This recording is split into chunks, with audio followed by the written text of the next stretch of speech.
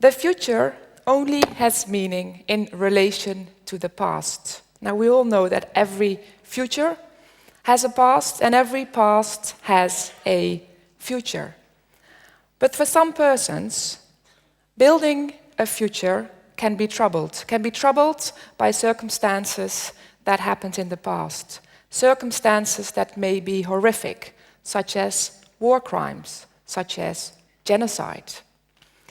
And we all know that the future symbolizes hope. But how is that for these persons that were confronted with such atrocities? I'd like to introduce you to someone very special for me. This is my grandfather.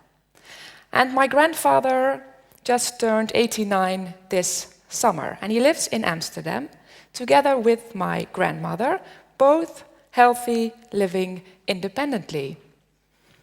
And like many granddaughters, also my grandfather is a hero for me. And I will explain to you why that is. When he was 18, he just came out of the Second World War, he was sent to the Dutch East Indies, which we now call Indonesia.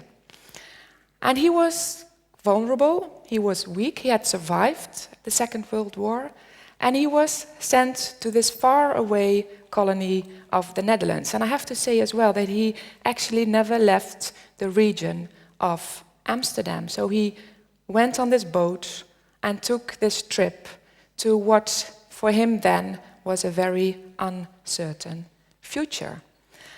And you should also know that my grandfather is not a soldier by training. He was trained, so to speak, as a carpenter. And he never had a gun in his arm until that period when he was sent to Indonesia. And I'm showing you some pictures here, pictures that he gave to me, that he made during the 2.5 years that he was in Indonesia. And you see also himself with a gun in his hand. And of course I asked permission to show these pictures here to you. Now it was a very complex period, these 2.5 years that he was in Indonesia, not only because he was not looking forward to be away that long from my grandmother, who was waiting every day for news. Also for her, it was a very difficult time because she never knew if he would return. And until this very day today, she doesn't like to talk about this period. Actually, the reason that I have all these pictures is that he is afraid that she might throw them away, because she is still traumatized by the fact that he was gone for these 2.5 years. Now, the Dutch went there to fight against the Indonesians who wanted to be independent. And I talk a lot with my grandfather, also because of my research in this topic, about the issues that happened there. But not so much, I must say, until that day in 2005, when 11 widows and a survivor filed a lawsuit in a Dutch court, asking the Dutch court to do an investigation about alleged war crimes taking place in this far-away region, and also to claim compensation for the losses in their lives. These ladies lost their husbands on the 9th of December 1947 in a village called Ravagede. And the story is like this, that the Dutch went into this village and killed almost the entire male population in this village. And this is what we call, in legal terms, extrajudicial killing. So reports claim that 431 men were shot, killed in that village. Now these widows found the courage to go to court to ask for accountability for the persons who were responsible for this, and also to claim compensation, because in many of these women's lives, these men were the breadwinner. So they had an enormous financial loss as well, next to the loss of their loved ones.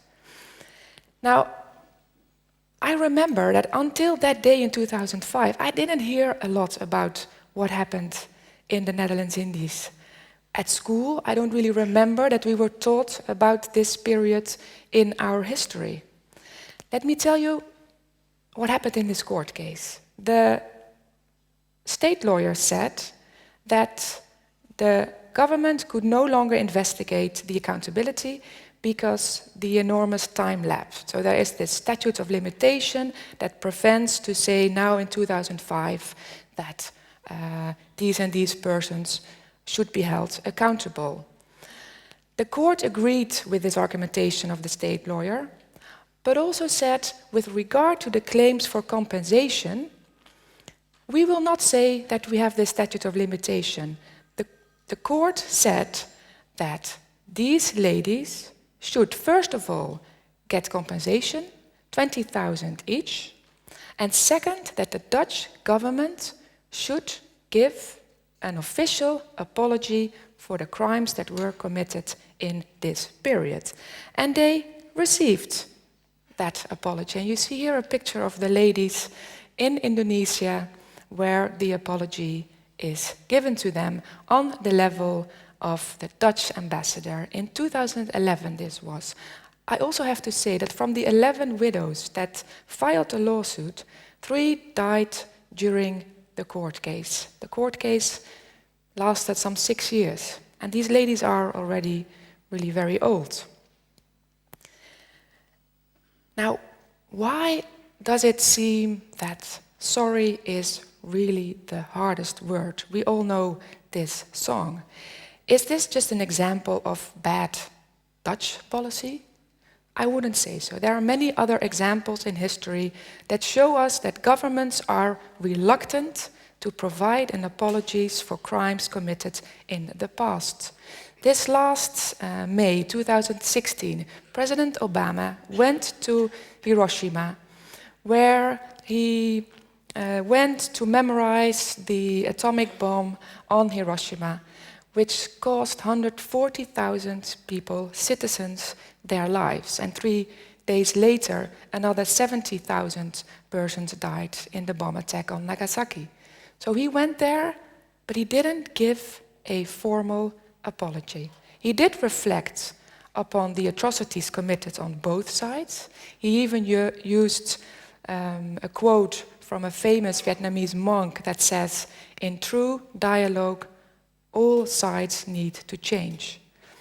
But he could not give the formal apology. Why is that so difficult? Why does it seem so difficult for governments to open up and to say what we did in that period with what we know now is wrong and could even lead to war crimes?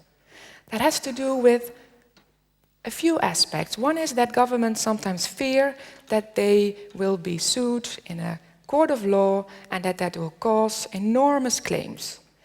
Now, what I have shown with this case regarding the widows of Rawagede is that ignoring an investigation, ignoring to open up, actually leads to these court cases.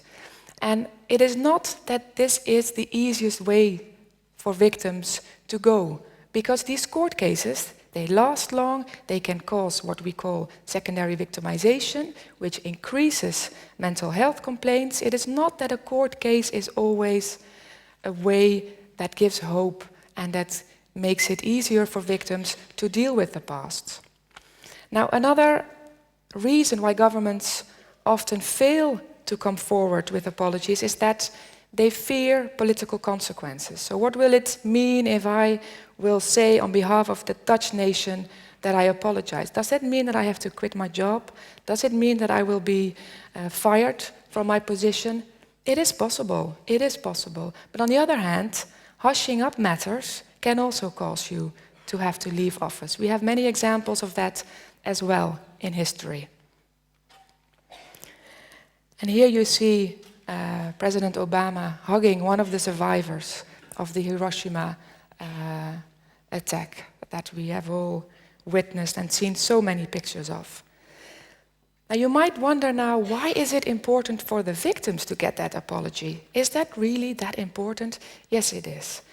We have done so much research that shows that victims want acknowledgement. Acknowledgement of what happened in the past. Acknowledgement that they were victimized. And they want the truth. They want to find out who was behind it and who should be held responsible for what happened in their lives. Now, for countries, it is also very important to deal with your past. The Germans have a beautiful word for that, which is called Vergangenheitsbewältigung. And there's not a good translation for that in English or in Dutch, but it has to do with you have to deal with your past, even if that past has a black page, even if that past is something that you would rather not face. We all have a tendency to honor our ancestors. We want to see them as honorable people. That is normal and widespread all over history. But gentle healers make very stinking wounds. So if we continue to neglect and ignore the call from victims to get to the truth and to receive these apologies, we only make things worse.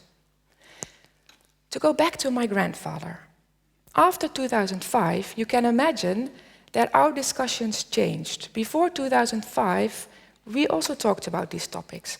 After this court case in 2005, and more reports on alleged war crimes in this region came to the fore, I felt the need to discuss this with him.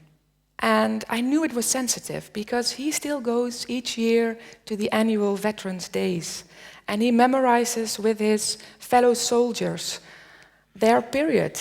And he likes to talk about it. And he said to me, Rianne, it is not so clear-cut in a period of war. There was one evening that we were ambushed, and I had to shoot. And that was actually the only time that he used the gun. Because during the other months, they were doing also community work in the villages, providing water in the villages. But this one night, he had to use his gun, and he survived. And he said, there is not one night that I don't think about this moment that I used that gun. And that is also what happened in this period. Then I told him, I said, I understand. But we also need to think about the differences between acts of war and war crimes. So how do you feel about that? Can you talk about that? Can you talk about maybe fellow soldiers that committed these war crimes in this region of the world? Because for him, it is as if he came back and saw public opinion turning against him, and then, as if this just war that he thought they were fighting is suddenly a very dirty war.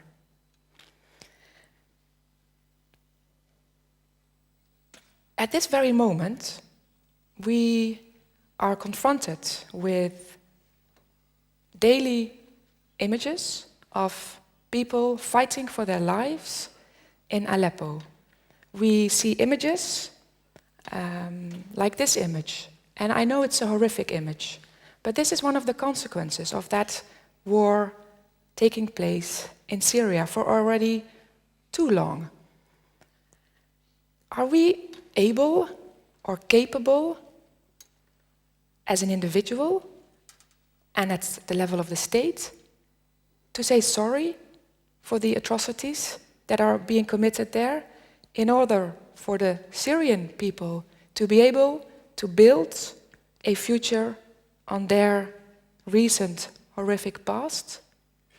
I discussed this last night with my grandfather, asking him, I'm going to show you a picture, are you okay? And he was okay.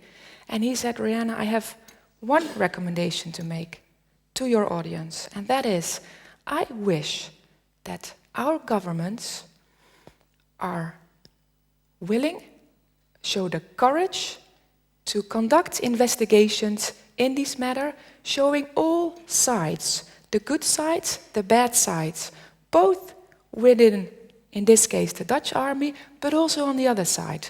Only then can I put this past of mine really to the past.